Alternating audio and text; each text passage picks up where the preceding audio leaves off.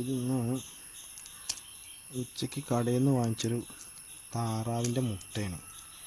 അത് പൊളിക്കുമ്പോൾ ഭയങ്കര ടൈറ്റ്. സാധാരണ താറാവ് മുട്ട പൊളിക്കുമ്പോൾ ടൈറ്റ് വരില്ല.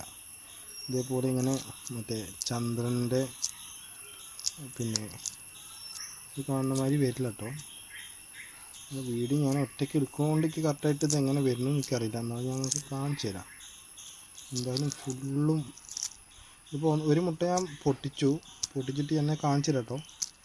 എൻ്റെ നഖത്തിൽ മൊത്തം ചളിയാണ്. അതായത് ഇതിന്ന് വന്ന ചളി. ഇപ്പോൾ എങ്ങനെ നിൽക്കലുണ്ടോ. അതാ പാമ്പ് മറ്റേ പൂട പൊട്ടിച്ച മാറ്റുള്ള ഇതാണ്. ഇതെങ്ങനെയാണ് ഉണ്ടാക്കണം നിൽക്കരുത്. പക്ഷേ ഇതൊക്കെ വെറും വ്യാജമാണ്. ശരിക്കും പറഞ്ഞു കഴിഞ്ഞാൽ ഇതാണ് ശരിക്കും ഇപ്പോൾ ഒരു താറാവിൻ്റെ മുട്ട കേട്ടോ. പിന്നെ വേറൊരു മുട്ട ഉണ്ടെങ്കിൽ ഞാൻ കാണിച്ചു തരാം. ഇത് ലെയറായിട്ട് വരിക. അതായത് ഉണ്ടോ, ഇതെന്താ ഇങ്ങനെ വരുന്നത്?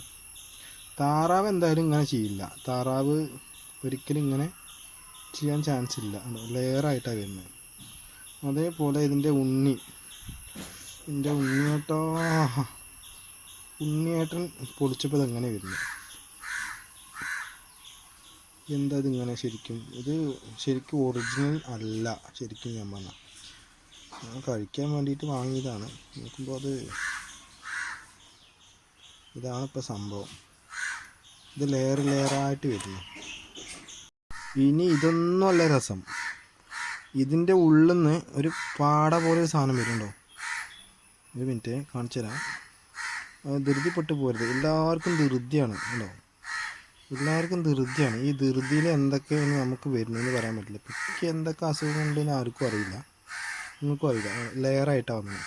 ഇതേപോലെ ഈ മഞ്ഞ ഉണ്ണിയേട്ടൻ്റെ ഇതുണ്ടോ, വെള്ളപ്പാട. ശരിക്കും ഇങ്ങനെ താറാവ് ഒരിക്കലും മുട്ട ഇടില്ല.